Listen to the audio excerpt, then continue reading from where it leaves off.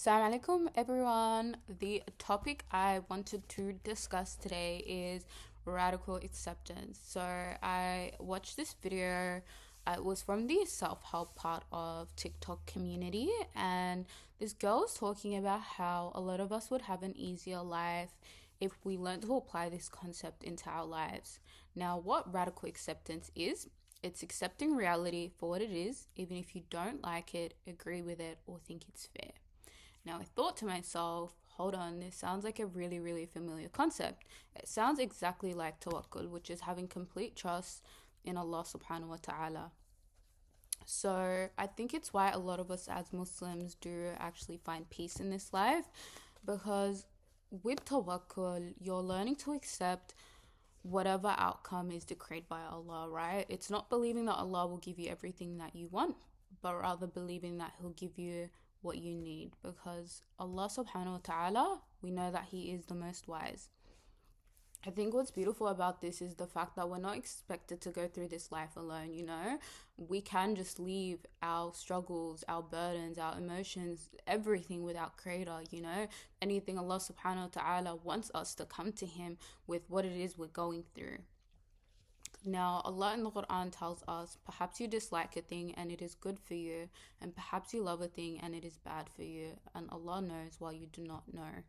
Now, what I think is beautiful about this verse is it's just a reminder that at the end of the day, you know, our understanding as humans is quite limited, you know. A lot of the time, a lot of us are actually led by emotions, and we struggle to see past our current circumstances, right? It's normal. Sometimes you're really upset, and it is a hard thing to practice. It's a hard thing to see something. So maybe like an example I can think of is like maybe a relationship ends and it's like you're completely devastated. You want this person, and then it's like after you realize that, hey, you know what? Now that time has passed and you're no longer thinking with emotions that maybe this situation or this person wasn't what's best for you.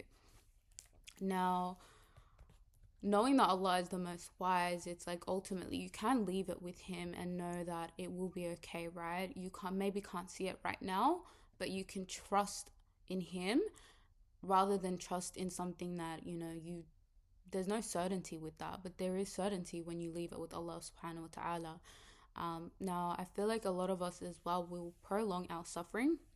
And that can just happen through ruminating or trying to control outcomes, right? We're trying to control things that essentially aren't for us to control. So what happens when you do that is you're essentially suffering twice, because there's already the pain or the disappointment of whatever it is, you know, whether it's you wanted something to work out a certain way and it doesn't.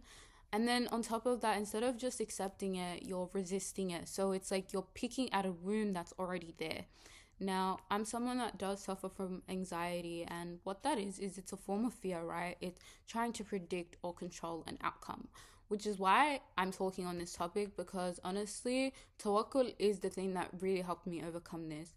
The moment you stop arguing with what's happened and you place your ultimate trust with Allah subhanahu wa ta'ala, you start to see true peace, and it's one of the most beautiful things to experience.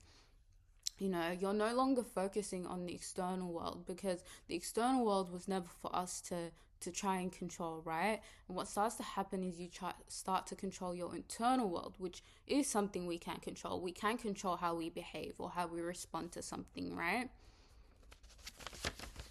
Now, with that also comes being able to accept things you can't change. So I was mentioning ruminating before, and the reason I mention that is because when you're someone that tends to focus on trying to control external things, you tend to go through a thought pattern where you're thinking, what if this, or why me? And that type of thinking can be really, really detrimental. So what starts to happen is when you start to apply tawakkul, the question now starts becoming, how can I deal with this? How can I respond to this in a way that is pleasing to Allah subhanahu wa ta'ala? Now, it's actually a really, really life-changing shift. And honestly, for me, it's been one of the most powerful shifts in regards to how I navigate everyday life, you know? Something I wanted to also just mention is, remember that each act of tawakkul is actually an act of worship as well. So essentially what you're saying is, when you're practicing this, is you're saying, Allah, I trust your wisdom, I trust your wisdom more than I trust my own understanding, because we know as humans our understanding is limited, right? And what that does in turn is your trust deepens your connection to Allah subhanahu wa ta'ala. And you'll find that it protects you from so much. It protects you from being disappointed, At the end of the day, we know that people will let us down, and we'll let people down as well. Plans will fail, You may have wanted something to work out this way and it doesn't, and relationships may end as well. So when your hope is attached to this, or your trust is attached to these external things, what happens is you're going through heartbreak every single time. Every single time you're going to find that your heart is shattered, because you're placing your trust and your faith and just everything into things that aren't built there to last. Now, with tawakkul, your ultimate reliance is with Allah subhanahu wa ta'ala, not the creation. So guess what? You won't be disappointed. So what that means is, yes, you can feel upset about things, you can feel hurt by things, but ultimately you know that things will be okay, right? Because Allah is there, and Allah ultimately, again, wants what's best for you. So when that settles in your heart, what starts to happen is these things start to hurt a little bit less, right? Rejection hurts a little bit less. Any delays that happen start to hurt a little bit less. And the biggest one for my anxious people is uncertainty hurts a little bit less. You start to become okay with uncertainty. It's like, you don't need to know everything. You don't need to know what will happen if this, that, or like, just, it's torture. It's mental torture. And it's like, why would you just not let go and leave it with the one that's created us?